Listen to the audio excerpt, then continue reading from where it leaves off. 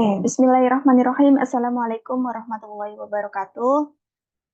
Untuk pertemuan 11 hari ini, kita akan mempelajari mengenai OSI atau Open System Interconnection Model. Di mana untuk model OSI ini merupakan suatu model yang mengilustrasikan proses dan juga teknologi terkait dalam proses pengiriman data.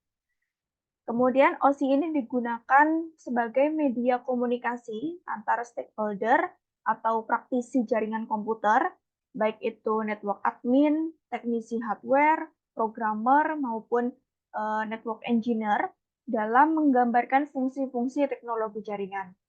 Kemudian berperan penting dalam pemecahan masalah dalam jaringan komputer dengan pendekatan perlapisan atau layer approach. Jadi model OSI ini terdiri dari 7 layer ya. Nanti kita akan pelajari apa saja layer-layer yang terdapat pada OSI. Kemudian tujuan model OSI ini menjadi framework konseptual yang mendeskripsikan jaringan dalam 7 lapis bersifat modular sehingga memudahkan dalam memahami dan mengkomunikasikan kebutuhan dan cara kerja jaringan. Kemudian tujuan yang kedua menyediakan standar yang dibutuhkan sebagai pedoman dalam pengembangan jaringan. Nah, berikut ini deskripsi model OSI. Ini ada analogi pengiriman data dan pengiriman surat. Untuk model OSI ini mengilustrasikan pengiriman data untuk setiap proses dan teknologi yang digunakan ke dalam 7 lapis atau 7 layer. Nah, di sini mulai dari browser akan meneruskan data, bisa berupa keyword ya. Kita minta keyword ke operating system melalui hardware, kemudian kabel, dan juga hardware network yang lain. Jadi perantara yang lain nantinya akan menyampaikan data yang akan kita kirim melalui hardware, kemudian diteruskan ke operating system, baru nanti hasil dari browsingnya tadi itu kita minta ke web server. Nah, ilustrasinya seperti ini. Mulai dari browser, kemudian operating system, hardware, ada kabel dan juga perantara lain, kemudian dilanjutkan ke hardware, operating system, dan yang terakhir web server. Kemudian untuk komponen model OSI, ini ada application, operating system, dan juga hardware. Nah, ini ada application-nya ya. Terdiri dari www, email, FTP. Kemudian operating system, ini ada 1, 2, 3, 4, 5, ada 5 layer. Terdiri dari TCP, IP, ada HTTP, kemudian HTTPS, FTP, FTPS, dan lain sebagainya. Kemudian hardware ini terdiri dari physical layer dan juga data link layer. Nah, ini terdiri dari protokol hardware dan juga hardware-nya itu sendiri. Ada Ethernet dan juga Wi-Fi ya. Kemudian sample layer OSI, untuk layer pertama ini adalah physical. Nah, physical structure-nya biasanya ada kabel, hub, dan lain sebagainya. Nah, biasanya kita gunakan hub. Kemudian untuk model DoD, itu kita gunakan network. Kemudian data link juga masih sama, model DoD-nya network. Kemudian untuk application atau contohnya biasanya ada NIC card, switch, dan juga envelope, kemudian MAC address. Biasanya kita gunakan pada device, switch, bridge, dan lain sebagainya. Kemudian layer yang ketiga itu ada network. Contohnya ada routing. Jadi di sini device-nya ada router ya. Kemudian DoD modelnya ada internet. Kemudian layer keempat itu ada transport atau TCP application-nya. Kemudian device-nya ada TCP, SPX, UDP, dan lain sebagainya. Masih kemudian untuk model DoD-nya host to host. Kemudian layer kelima itu ada session. Ini ada logic port, protokol atau central device-nya ada logical port ya. Ini model DoD-nya sudah masuk ke proses. Begitu juga dengan layer ke-6 ada presentation. Ini terdiri dari syntax layer. Jadi contohnya sudah ada encrypt dan decrypt. Kemudian layer ke-7 itu application atau end user layer. Nah, untuk central device-nya user application. Kemudian model DoD-nya proses. Nah, untuk layer pertama itu ada physical layer. Jadi layer pertama itu berhubungan dengan pengelolaan atau proses transmisi data yang berupa raw bit melalui media fisik, baik itu kabel maupun nirkabel, tanpa memperhatikan arti atau struktur dari data itu sendiri. Jadi, layer pertama itu berhubungan dengan pengiriman data melalui media kabel maupun nirkabel. Nah, contohnya ini, kita koneksikan komputer kita ke Ethernet port 1, 2, atau 3 atau 4 ya. Nah, ini physical layer. Kemudian layer kedua atau data link layer, ini di mana pada layer kedua ini sudah dipastikan data yang dikirim ini benar. Jadi antara perangkat atau node itu pengiriman datanya sudah benar melalui alamat yang sudah diidentifikasi pada perangkat di jaringan. Jadi untuk layer kedua ini memiliki beberapa fungsi, yaitu pembentukan frame, pengalamatan fisik atau MAC address, error control, flow control, dan juga access control. Nah, di sini ada beberapa layer ya untuk data link layer sendiri. Kemudian terdiri dari dua sublayer, yaitu LLC dan juga MAC. Nah, di sini ada frame footer, other header, source address, dan juga destination address. Ini adalah logical link control. Kemudian layer ketiga atau network layer ini bertanggung jawab dalam proses pengiriman paket data antar jaringan. Fungsinya sebagai pengalamatan logik atau IP address, routing, kemudian pengiriman antar host, dan data yang dikirim atau dipecah menjadi lebih kecil yang disebut sebagai paket. Nah, di sini. Ini datanya dikirim dengan cara dipecah menjadi bagian lebih kecil. Ini disebut sebagai paket. Kemudian setiap paket ini memiliki dua bagian, yaitu header dan juga body. Untuk header, ini berisi informasi tentang paket itu sendiri, sedangkan body berisi data yang sebenarnya. Jadi data yang mau dikirim sebenarnya itu terletak pada body. Sedangkan informasi tentang paket atau tentang isi dari body tersebut adalah header-nya.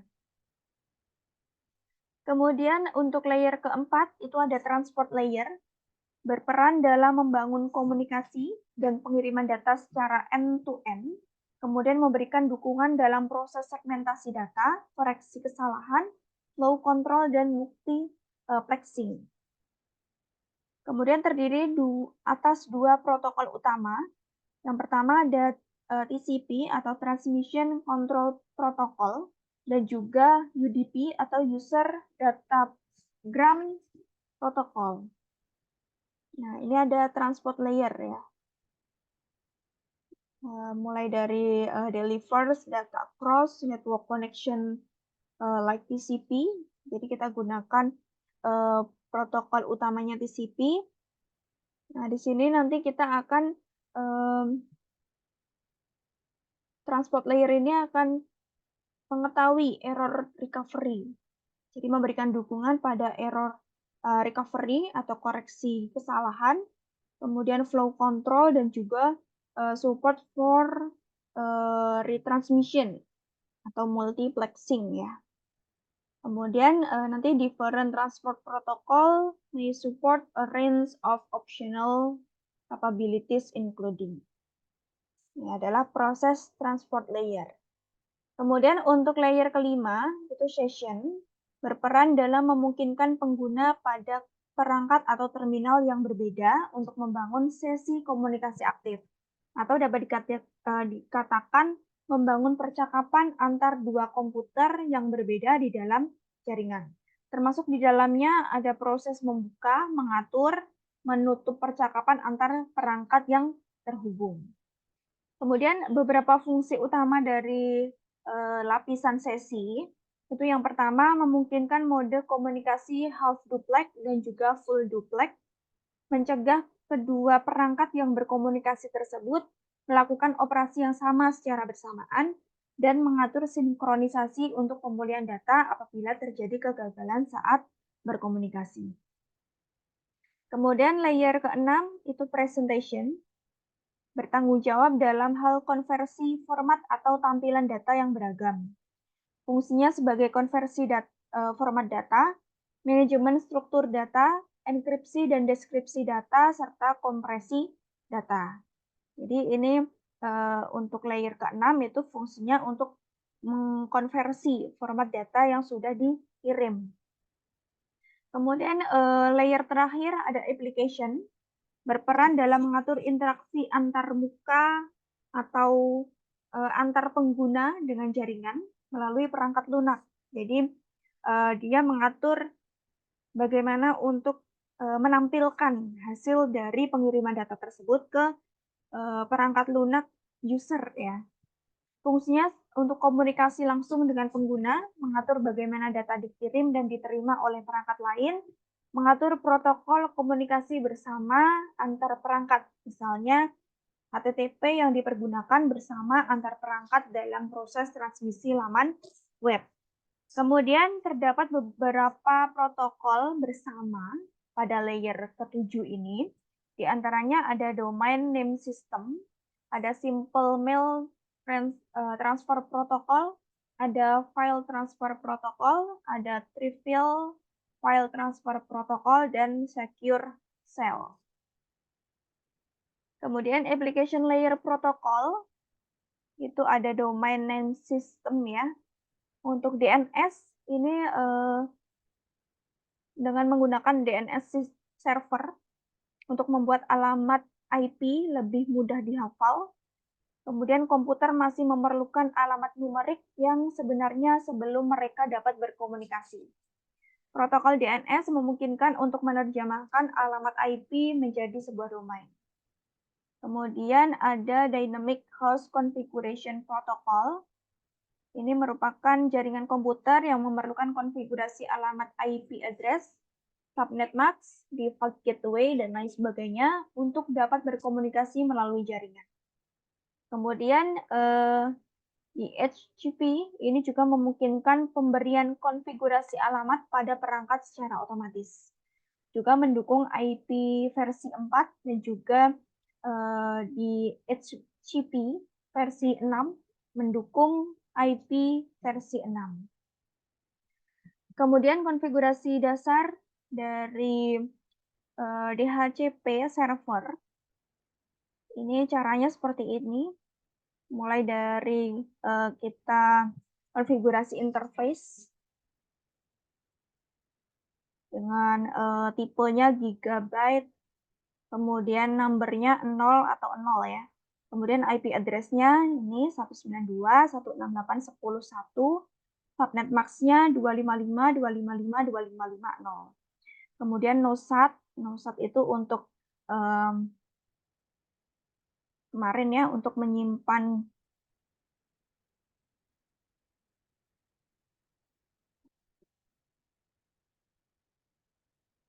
Nah, ini untuk nosat itu untuk mengaktifkan interface-nya.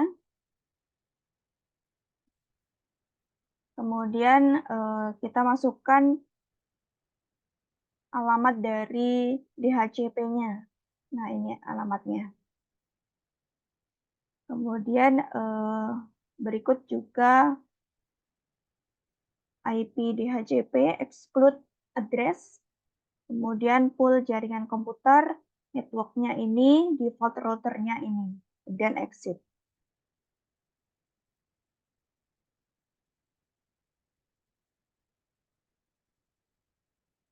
Kemudian DHCP client, ini untuk mendapatkan service DHCP server, pastikan klien memiliki opsi IP configuration DHCP. Jadi IP-nya kita pastikan DHCP atau automatic.